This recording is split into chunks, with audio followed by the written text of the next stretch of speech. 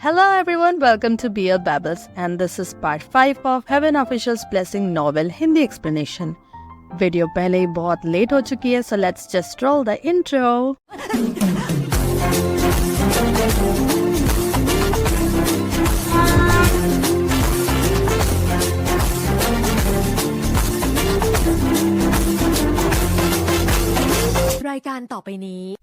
शिलियान को पता चलता है कि वो गोस्ट रूम एक्चुअली में एक फीमेल गोस्ट जनरल श्वान जी है, जो कि पेमिंग की अटेंशन पाने के लिए सालों से ब्राइड्स को किडनैप कर रही थी. शिलियान की श्वान जी से फाइट के बीच उन मर्सनरीज के लीडर और शाओयिंग की डेथ हो जाती है. बट एट द एंड शिलियान ने इस केस को सॉल्व कर दिया था और पेमिंग जूनियर श्वान जी को यहाँ से लेकर चले जाते हैं. शिलियान फिर नोटिस करते हैं कि उस बैंडेज बॉय के सर से खून निकल रहा था और वो उसे अपना बैंडेज रिमूव करने को कहते हैं, पर उसका फेस देखकर शिलियान पूरी तरीके से डर चुके थे. और अब आगे. Chapter 12 the red clothed ghost burns the military and the civil temple.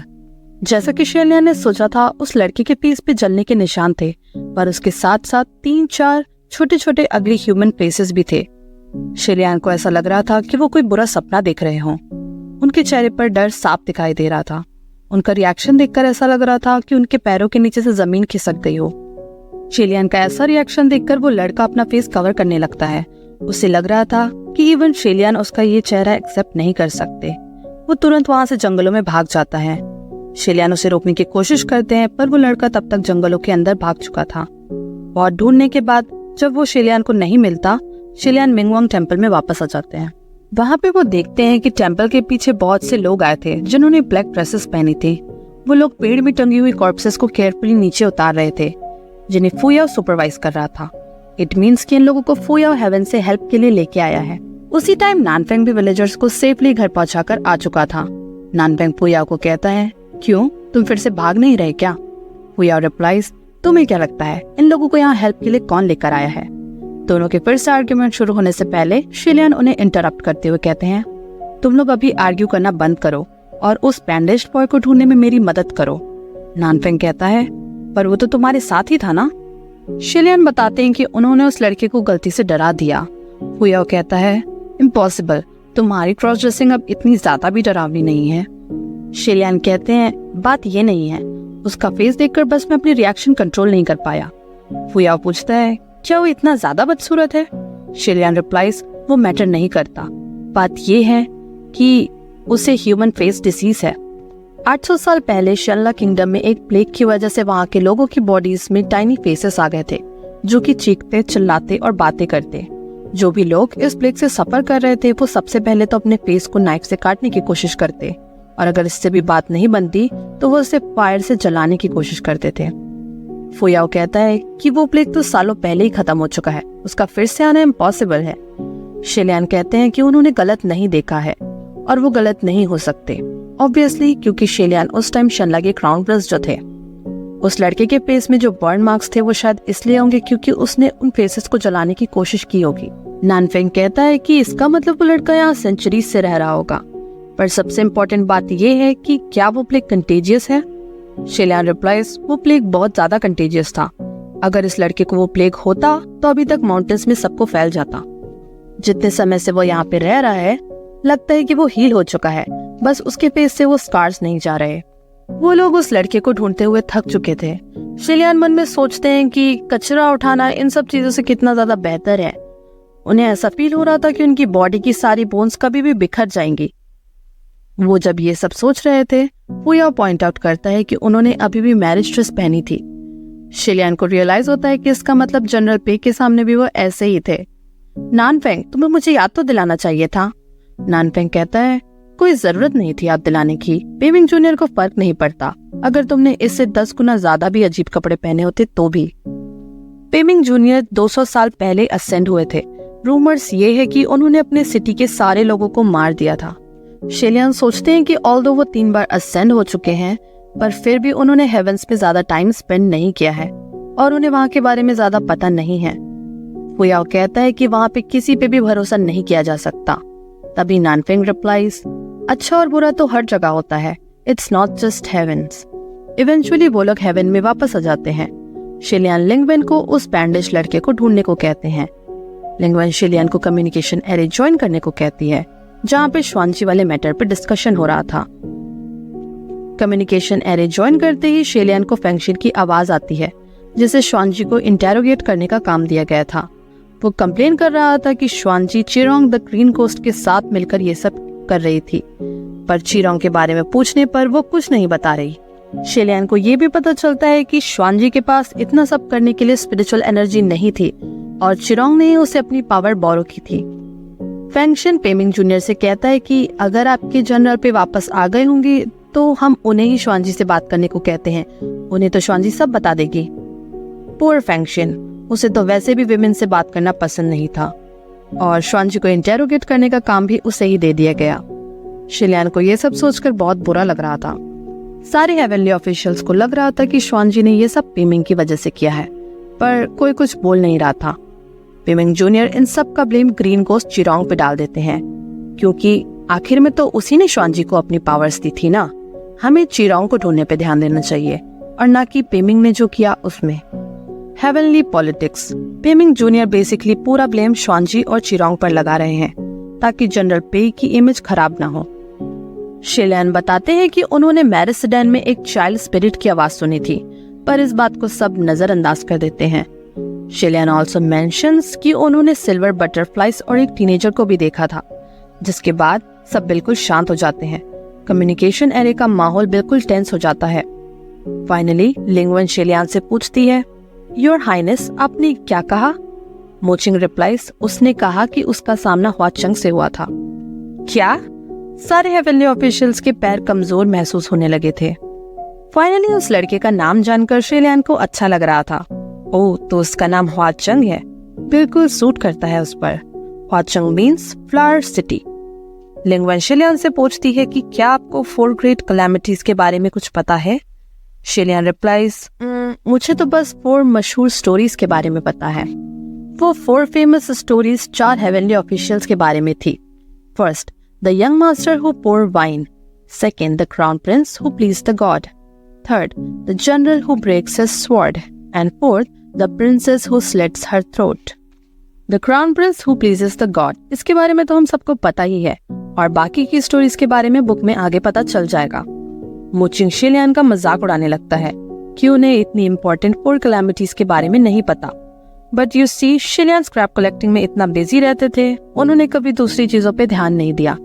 शेलियान कहते हैं, क्या मुझे इन कैलेमिटीज के बारे में कोई बताना चाहेगा? लिंगवन रिप्लाइज, योर हाइनेस, मैं आपको बताती हूँ, आप ध्यान से सुनिएगा। वो 4 कैलेमिटीज हैं। First, the black water submerging boat. Second, green light wandering night. Third, white clothed calamity. And last, crimson rain sought flower. ये चारों कैलेमिटीज 4 गोस्ट किंग्स को रिप्रेजेंट करती हैं, जिन्होंने हेवंस में सबको परेशान करके रखा है। जब कोई गॉड बनता है तो वो मॉर्टल वर्ल्ड से दूर हेवंस में जाके रहता है, पर जब कोई गोस्ट बनता है तो वो ह्यूमन वर्ल्ड में ही रहता है। कुछ गोस्ट ह्यूमन फॉर्म लेकर उनके साथ ही रहने लगते हैं, बिल्कुल आम इंसान जैसे। ब्लैक वाटर एक पावरफुल डीमन है जो कि डेवस्टेशन लेवल में है, बट वो कभी कभार ही कोई परेशानी क्रिएट करता है और बहुत ही कम लोगों ने उसे देखा है। सेकेंड है ग्रीन गोस्ट चिरोंग। चारों गोस्ट में से सिर्फ ग्रीन गोस्ट डेवस्टेशन लेवल का नहीं है और लोअर लेवल में है, पर सबसे ज्यादा ट्रबल भी यही कॉज करता है। इसकी अजीब सी चीजें करने की आदत है, जैसे कि कॉर्प्सेस को पेड़ों में लटकाना। व्हाइट क्लोथेड कैलेमिटी को तो आप जानते ही होंगे। His name is Bai Wuxiang, which means white no face. ये नाम सुनकर ही शेलियान को अपने हार्ट में एक शार्प पेन महसूस होता है। ऑब्वियसली वो इसे कैसे बोल सकते हैं। जब व्हाइट नो फेस आया था, उसने जो पहला किंगडम तबाह किया था वो शनला ही था। शेलियान शांत थे। लिंगवन कंटिन्यू करती है, पर अब वो गायब हो चुका है। योर हाइनेस, आपने जो बटरफ्लाइज मेंशन की थी वो एक्चुअली डेड बटरफ्लाइज की सोल है, जिनका मास्टर है क्रिम्सन रेनसॉट फ्लावर एके हुआचंग। चारों डीमंस में सबसे ज्यादा खतरनाक। हेवनली कोर्ट में सब उनसे दूर ही रहना चाहते हैं। अगर किसी को हेवनली ऑफिशियल्स के बारे में कुछ जानना होता है तो वो लोगों से उनके लेजेंड सुन सकते हैं या फिर उनकी स्टोरीज पे होने वाले थिएटर प्लेस देख सकते हैं, विच मीन्स कि किसी भी गॉड के बारे में इंफॉर्मेशन निकालना इज प्रीटी इजी। पर जब गोस्ट और डीमंस की बात की जाए तो उनके पास्ट के बारे में किसी को कुछ नहीं पता होता और उनकी सारी इंफॉर्मेशन बस मिस्ट्री होती है। हुआचंग का नाम और अपीयरेंस सब फेक हो सकता है, रूमर्स हैं कि जब भी ह्वाचंग अपीयर होता है उसने कुछ ना कुछ रेड पहना होता है। ऑल्सो उसके साथ बहुत सारी सिल्वर बटरफ्लाईज और ब्लड रेन भी आती है। कुछ लोग ये भी कहते हैं कि ह्वाचंग की बर्थ के टाइम वो एक डिफॉर्म्ड पैदा हुआ था, जिसकी एक आंख नहीं थी और उसे लोग बुली करते थे। एक रूमर ये भी है कि वो एक सोल्जर था जो कि अपने देश के लिए शहीद हो गया। एक रूमर ये भी है कि अपने लवर को अपनी आंखों के सामने मरता हुआ देखकर वो पागल हो गया था। कुछ कहते हैं कि वो बस एक मॉन्स्टर है। एक फाइनल रूमर ये भी है जिससे सारे हेवनली ऑफिशियल्स एम्बैरेस्ड हैं कि ह्वाचंग पहले एक हेवनली ऑफिशियल था, बट वो वापस डिसेंट हो गया बस एक गोस्ट बनने के लिए। सारे हेवनली ऑफिशियल इससे इसलिए एम्बैरेस्ड थे क्योंकि कौन सा हेवनली ऑफिशियल एक गोस्ट बनना ज्यादा पसंद करेगा। जो भी हो, ये सब बस लेजेंड है जिसमें बहुत ही कम लोग विश्वास करते हैं। सारे हेवनली ऑफिशियल का स्पेशली ह्वाचंग से डरने के पीछे बहुत सारे रीजन हैं। जैसे कभी वो बहुत ज्यादा क्रूअल होता है जिसे लोगों को मारना अच्छा लगता है, पर कभी वो अचानक से बहुत अच्छे काम करने लग जाता है। एक और रीजन है उसकी पावर। लोग गॉड से ब्लेसिंग, वेल्थ और उन्हें गोस्ट और डीमन से बचाने के लिए प्रे करते हैं, जिसकी वजह से उनके बहुत ज्यादा फॉलोअर्स होते हैं। पर ह्वाचंग के गोस्ट होने के बाद भी बहुत सारे फॉलोअर्स थे। उसकी स्ट्रेंथ भी बहुत ज्यादा थी, जिसका रीजन है जब ह्वाचंग पहली बार आया था उसने 35 हेवनली ऑफिशियल्स को फाइट के लिए इनवाइट किया था। उसने उनसे कहा था कि अगर वो हार गया तो वो अपनी एशेस उन्हें दे देगा। एक गोस्ट की एशेस एक ह्यूमन की सोल जैसी होती है। अगर वो एशेस डिस्ट्रॉय हो गई तो वो गोस्ट भी मर जाएगा। बट इफ ही वॉन, उन ऑफिशियल्स को हेवन छोड़कर नॉर्मल ह्यूमन बन के रहना होगा। 33 ऑफिशियल्स ने ओवर कॉन्फिडेंट होकर इस चैलेंज को एक्सेप्ट कर लिया था। वो लोग सोच रहे थे कि ये बच्चा इतने स्ट्रॉन्ग लोगों को कैसे हराएगा, इसलिए उन्होंने इस फाइट को लाइव ब्रॉडकास्ट भी किया ताकि उनके फॉलोअर्स देख सके कि वो कैसे इस लड़के को हरा देंगे। सबसे पहले ह्वाचंग की फाइट स्ट्रॉन्गेस्ट मार्शल गॉड से होती है, जिनके गॉडली वेपन्स को ह्वाचंग की कर्व्ड स्वॉर्ड धूल में बदल के रख देती है। So sad. ह्वाचंग से डायरेक्ट बैटल होने के बाद ही हेवनली ऑफिशियल्स को पता चलता है कि ह्वाचंग माउंट टोंगलू से आया है। माउंट टोंगलू एक वोल्केनो है जहाँ पे हर 100 साल हजारों गोस्ट लड़ाई करने जाते हैं और जो लास्ट में बचता है वही सबसे ज्यादा पावरफुल होता है। कुछ 100 सालों में अभी तक बस 2 ही लोग लास्ट तक सरवाइव कर पाए हैं, जिसमें से एक है ह्वाचंग। अगर उन्हें पता रहता कि ह्वाचंग गोस्ट किंग है, शायद वो बैटल करते ही नहीं। अब ह्वाचंग का कंपटीशन होता है सारे लिटरेचर गॉड्स के साथ। They basically have the knowledge about everything, but Hua Cheng उन्हें भी डिफीट कर देता है। हारने के बाद वो सारे ऑफिशियल्स ऐसे प्रिटेंड कर रहे थे कि जैसे ये सब कभी हुआ ही ना हो। वो हेवन से डिसेंड भी नहीं हुए। पर ये सब ह्वाचंग को बिल्कुल अच्छा नहीं लगा और उसने इन 33 गॉड्स के सारे टेम्पल्स को जला दिया, which is 1000 temples. Yes, 1000 temples को एक ही रात में जला दिया गया। परिणाम अनुसार उन सारे गॉड्स के एक भी टेम्पल नहीं बचे थे और बिना टेम्पल के उनके फॉलोअर्स उनकी पूजा करते कहाँ। सारे ऑफिशियल्स एम्परर जुनवू के पास उसकी कंप्लेन करने जाते हैं, पर वो भी इस बारे में कुछ नहीं कर पाते क्योंकि हेवनली ऑफिशियल्स ने खुद ही इस चैलेंज को एक्सेप्ट किया था। एज आई सेड कि ये बैटल लाइव ब्रॉडकास्ट हुई थी, so you must be thinking कि कहाँ, फोन, लैपटॉप, इंटरनेट ये सब था क्या वहाँ? नहीं, ये ब्रॉडकास्ट हुआ था मॉडल वर्ल्ड के लोगों के ड्रीम्स में, जहाँ सब ने देखा कि कैसे ह्वाचंग ने सारे गॉड्स को डिफीट कर दिया था और इसलिए लोगों ने इन हेवनली ऑफिशियल्स को वर्शिप करना बंद कर दिया था और गोस्ट्स को प्रे करने लग गए थे। अपने टेम्पल्स और वर्शिपर्स को खोने के बाद वो सारे 33 ऑफिशियल्स गायब ही हो गए और तब से ह्वाचंग का नाम भी सुनकर हेवनली ऑफिशियल्स थर-थर कांपने लग जाते हैं। कुछ ऑफिशियल्स उससे डरते थे कि अनजाने में वो उससे कहीं गुस्सा ना दिला दे। कुछ उससे डरते थे क्योंकि वो उन्हें ब्लैकमेल करता था। यस, ब्लैकमेल करता था, याद रखना। कुछ डरते थे क्योंकि ह्वाचंग इतना पावरफुल जो था। इफ यू रिमेम्बर, ह्वाचंग ने 35 हेवनली ऑफिशियल्स को चैलेंज किया था, जिसमें से 33 ने ही एक्सेप्ट किया था। बाकी 2 गॉड्स जिन्होंने एक्सेप्ट नहीं किया वो थे फैंगशिन और मोचिंग, जो कि पहले शिलियन के जनरल हुआ करते थे। उन लोगों ने चैलेंज एक्सेप्ट नहीं किया क्योंकि उन्हें ये अपने टाइम को बर्बाद करने जैसा लग रहा था। लकी देम, दोनों बाल बाल बच गए। पर जब भी उनका सामना ह्वाचंग से होता है वो लोग फाइट करते हैं। लास्ट टाइम जोंगयोन फेस्टिवल के टाइम उन लोगों की फाइट हुई थी। जोंगयोन फेस्टिवल मिड जुलाई में होता है और इस टाइम डेड लोगों की सोल्स की शांति के लिए ऑफरिंग्स रखी जाती है। जुलाई मंथ में हेल के गेट्स ओपन होते हैं, जिस टाइम गॉड्स को ध्यान से निगरानी रखनी पड़ती है। इतना सब सुनने के बाद शिलियन बोलते हैं, क्या वो सिल्वर बटरफ्लाईज इतनी स्कैरी हैं? वो इतनी भी बुरी नहीं है, मुझे तो वो बहुत क्यूट लगी। क्या कहा तुमने? Cute? Chapter 13 clothes rather than maple, skin as white as snow. सारे कॉर्ड शेलियन को इंटेरोगेट करने लगते हैं कि वो ह्वाचंग से कैसे मिले और उससे मिलने के बाद वो जिंदा कैसे हैं। शेलियन रिप्लाइज, ह्वाचंग ने मेरी हेल्प की थी स्कल अरे को डिस्ट्रॉय करने में और उसने ही मुझे श्वानजी के बनाए हुए टेम्पल तक पहुंचाया था। ऑल्दो शेलियन को पता चल गया था कि ह्वाचंग कितना स्केरी है, उन्हें वो बिल्कुल स्केरी नहीं लग रहा था। सो एट द एंड शेलियन ने अपना टास्क पूरा कर दिया था और जैसा कि पहले डिसाइड हुआ था, इस टास्क के पूरे मेरिट शेलियन को मिलते हैं। ऑल्दो वो मेरिट्स थोड़े कम थे, शेलियन ने इधर उधर से जुगाड़ करके अपना कर्ज चुका दिया था। कर्ज पूरा होने के बाद शेलियन को ऐसा महसूस हो रहा था कि उनके कंधों से कोई बोझ हल्का हो गया हो। अब वो डिसाइड करते हैं कि वो एक प्रॉपर गॉड जैसे बिहेव करेंगे, बट वो हेवंस में किसी को नहीं जानते थे and he is basically a loner. तो कुछ हेवनली ऑफिशियल से फ्रेंडशिप करने के लिए शेलियन कम्युनिकेशन एरे ज्वाइन करते हैं। कम्युनिकेशन एरे में सीरियस मैटर डिस्कस होने के साथ साथ नॉर्मल बातें भी होती थी, लाइक कॉर्ड्स वहाँ पे व्हाट्सएप ग्रुप जैसे चीजें एक दूसरे से शेयर करते थे। शुरू में वो बस सबको बात करते हुए सुन रहे थे, पर फिर उन्हें ज्वाइन करने के लिए शेलियन कुछ पोएम्स और बॉडी और माइंड की एडवाइसेस शेयर करने लगते हैं। Everybody just ignores him because सब लोग वहाँ पे फनी चीजें शेयर कर रहे थे और शेलियन अचानक से आके बोरिंग पोएम्स और एडवाइसेस शेयर करने लगते हैं। आफ्टर दिस शेलियन को लगता है कि इन लोगों से उनकी वाइब मैच नहीं हो रही, सो ही डिसाइड्स कि वो लोनर ही ठीक है। पर लोनर रहने के साथ साथ अब उनके पास एक और प्रॉब्लम आ गई थी। शेलियन एक गॉड है पर उनके कोई भी टेम्पल नहीं है, और मे बी उनके टेम्पल है पर वो आज तक किसी को मिले नहीं। एक लोकल अर्थ गॉड के भी टेम्पल्स और श्राइन्स मिल जाते हैं, पर शेलियन जो कि फुल्ली असेंड हो चुके हैं, उनके कोई टेम्पल और बिलीवर नहीं है। दूसरे गॉड्स को उनके लिए बुरा लगने लगता है, बट शेलियन उससे इतना परेशान नहीं थे।